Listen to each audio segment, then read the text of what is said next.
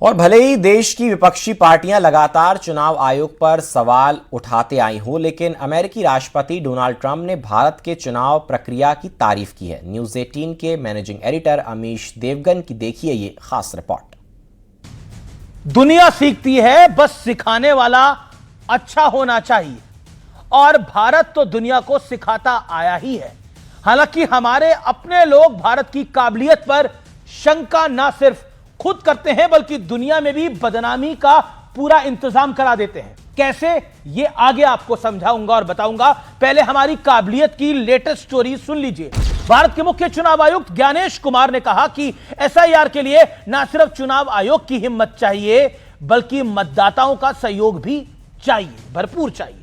और वोटरों से भरपूर मात्रा में सहयोग मिला, इसलिए आज दूसरे देश इलेक्शन कमीशन ऑफ इंडिया को देख रहे हैं, सीख रहे हैं, तारीफें कर रहे हैं और कह रहे हैं कि वो भी अपने यहां यही करना चाहते हैं।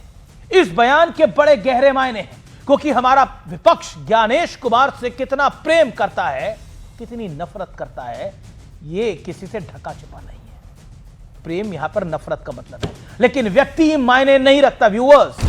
देश मायने रखता है, आप मायने रखते हैं, भारत का लोकतंत्र मायने रखता है। भारत लोकतंत्र की जननी है और दुनिया का सबसे बड़ा लोकतंत्र कहा जाता है। हमारी ताकत संविधान है और संविधान ने सभी को बराबरी से जीने का हक दिया है और यह हक हमें वोट की ताकत से मिलता है।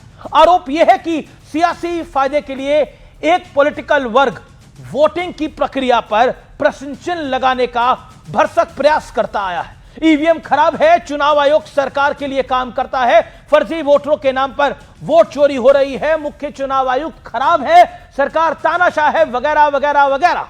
खास तौर पर जब जब ईवीएम और बैलेट के बीच तुलना होती है तब तब अमेरिका का जिक्र जरूर किया जाता है व्यूअर्स।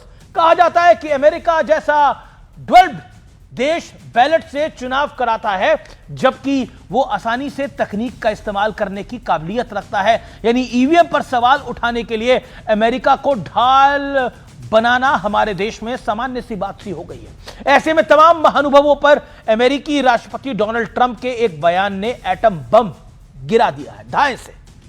ट्रंप ने हाल ही में भारत के मुख्य चुनाव आयुक्त ज्ञानेश कुमार की तारीफ की थी। उन्होंने बताया कि ज्ञानेश कुमार ने अमेरिकी प्रशासन से पूछा था, आप बिना वैध फोटो आईडी के अमेरिका में चुनाव कैसे करवाते हैं। ट्रंप ने आगे कहा कि भारत के पिछले चुनाव में 64.6 करोड़ वोटर थे और हर वोटर के पास वैध यानी फोटो पहचान पत्र था।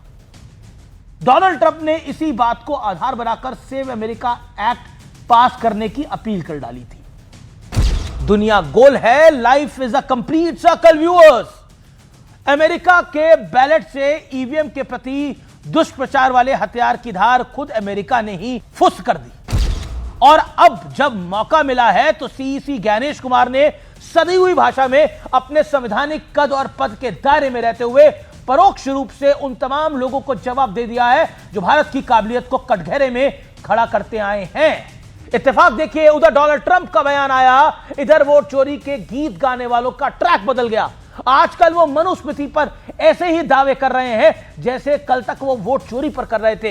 हालांकि उनकी काट वाली हांडी न पहले कभी चढ़ी न आगे भी इसकी कोई गारंटी दिखाई देती है। यही सत्य और तथ्य है, लेकिन हमें अपने पे गरूर होना चाहिए, हमें अपने पे घमंड होना चाहिए कि हम दुनिया का सबसे बड़ा लोकतंत्र है और हम चुनाव ठीक से कराते हैं।